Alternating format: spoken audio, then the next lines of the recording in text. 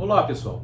Feitas as considerações sobre a teoria do processo como contrato, já é possível avançarmos para a segunda teoria, a teoria que foi formulada como contraponto à primeira teoria, que trabalhamos no vídeo passado, que denominamos, aliás, que foi denominada por Pottier de teoria do processo como contrato.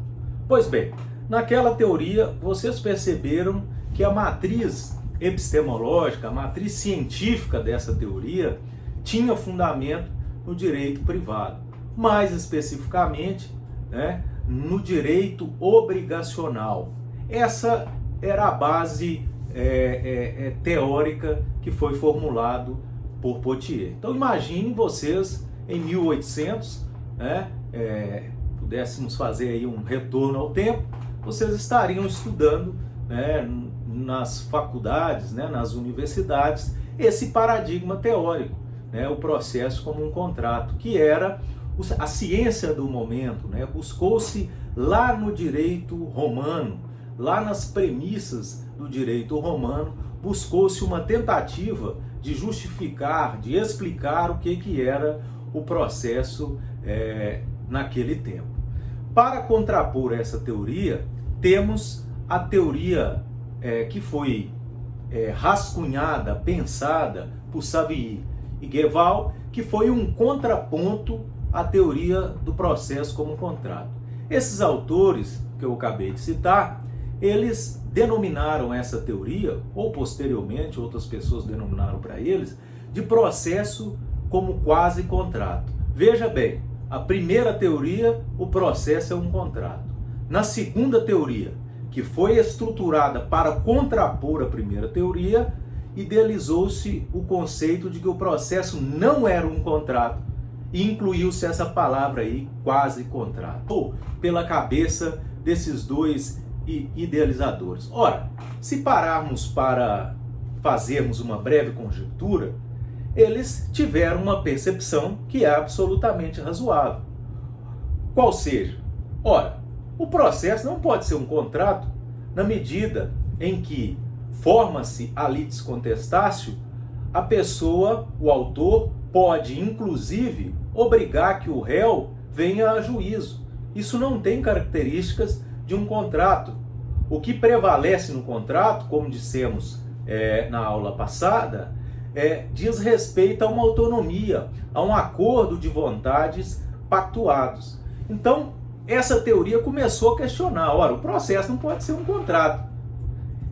Uma vez que as partes, formado ali a litis contestatio, definido ali o objeto controvertido, demarcado a lide, veja bem, o autor poderia, inclusive, forçar o réu caso ele não comparecesse em juízo, o que ficou denominado pela doutrina de ius vocatio, ou seja, o réu pode convocar, o autor, perdão, pode convocar o réu a obrigá-lo a participar daquele ato formal. Então faz algum sentido. Se vocês pararem para analisar o estudo, as fontes contratuais, vão perceber que o que prevalece é esse fundamento coparticipativo entre as partes, esse fundamento que tem lastro na autonomia da vontade. Então, essa palavra quase contrato, ela, como diz Eduardo Culturi, um importante processualista uruguaio, inclusive, ele vai dizer que não é fácil entender os motivos reais para que eles colocassem aí o nome dessa teoria de quase contrato. Mas o que tudo indica é que se tratava, o que eles queriam dizer era que se tratava de um contrato atípico, ou seja, de uma espécie de contrato, porém não era totalmente um contrato, porque ele perderia a característica privatística, uma vez que aquele conflito seria deliberado pelo terceiro que ia decidir o caso concreto. Então, em 1850, por óbvio, estava bem firme essas ideias, razão pela qual não era possível abandonar toda aquela construção teórica de que o processo era um contrato, abandonar todo aquele estudo com base no direito civil que já tinha há séculos ofertado ao mundo jurídico, aos pesquisadores do direito, uma ideia basilar sobre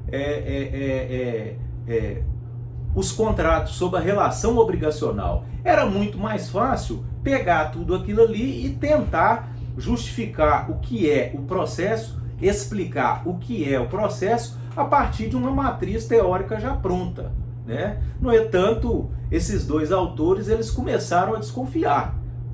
Provavelmente eles imaginavam da seguinte forma: ora, como é que eu posso chamar o processo de um contrato sem que ele tenha aqui características que o retira de uma relação altamente privada e altamente fundada na relação contratual? Por quê? Porque, em tese, um contrato, pelo menos do ponto de vista dos seus fundamentos teóricos, ele pressupõe que as partes vão determinar ali seus deveres, as suas obrigações e buscar uma resolução caso isso aconteça na prática.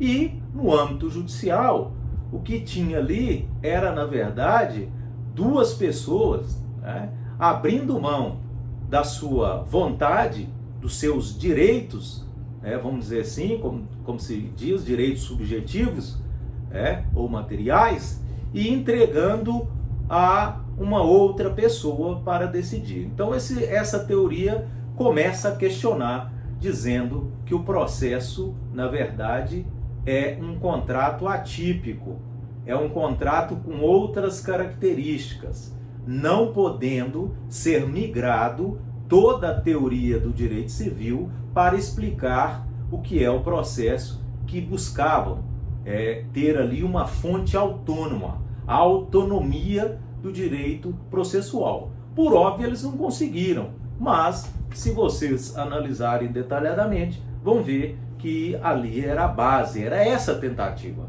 Provavelmente era isso que eles estavam tentando lá. Olha, o processo não é o direito material, não é a mesma coisa, nós temos que tentar justificar. E eles buscaram justificar pela via das reflexões teóricas, né? O correto, da razão pela qual que essa teoria foi formulada aí em torno de 1850.